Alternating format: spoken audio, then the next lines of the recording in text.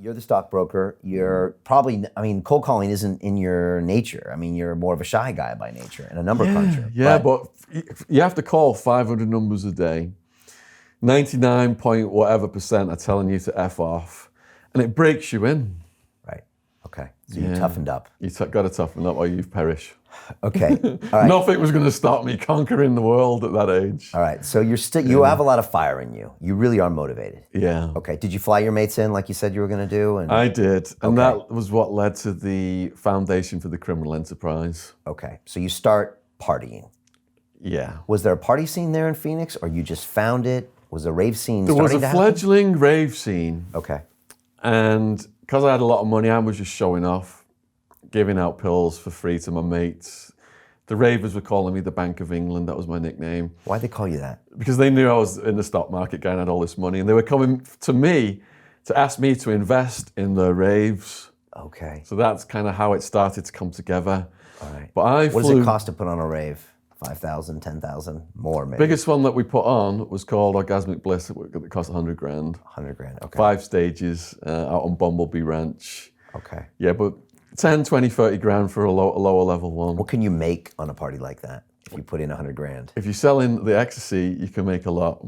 Okay. Yeah. That's where the profits are. That's where the profits are. Okay. But what happened was, around that time when I was still a broke and about to move over to the underworld, I flew my best mate over from England, Wildman. Okay. This huge guy who was in prison in this country. And we were best mates from childhood. Okay. So in my idealistic mind, I'm thinking, I need to get him out to America so he won't go back to prison and get him a job as a wrestler. So I rented him. Because he's big. Yeah. How big is he so people should know? He's presently 6'2" and about 26 stone. Which in pounds is 270 pounds? 14, is it, per stone? Yeah, okay. Something like that. All right, so 300 some pounds. And not a muscle head. He's got the physique of a burr. When he actually was on the run in Mexico, they said the Mexicans would kill him. But they respected him. They called him El Oso, the burr, because of his fighting style. So when Wildman flew over, I rented him a house by the George and Dragon British pub in Central Phoenix, thinking he would just go and have drinks with the expats and he'd chill out and he won't get any trouble. So a month or so into his stay in this property, me and my girlfriend go over one night and we knock on the door and a bunch of Mexicans answer and I say, "Where's Peter?"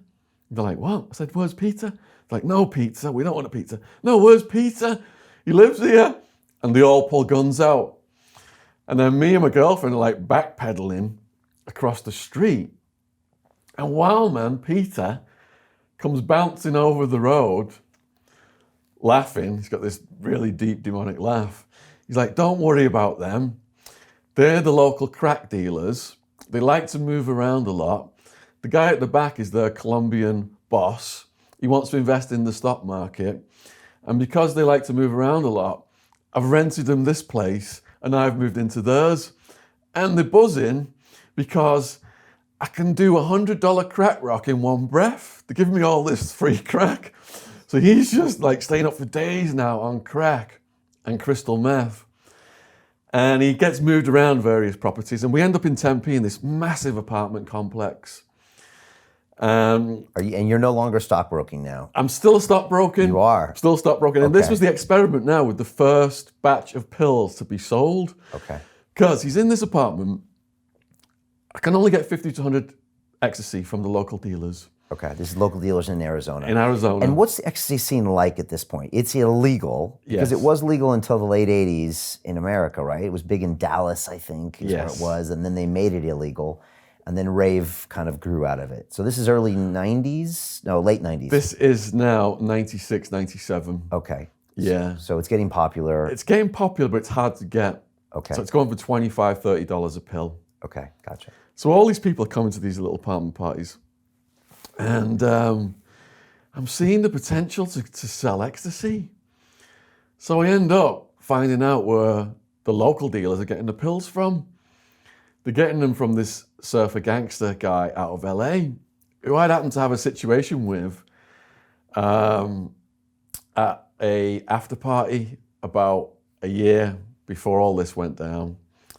He was threatening some girls I was with from Arizona. He was high on crystal meth. And I grabbed him by the balls.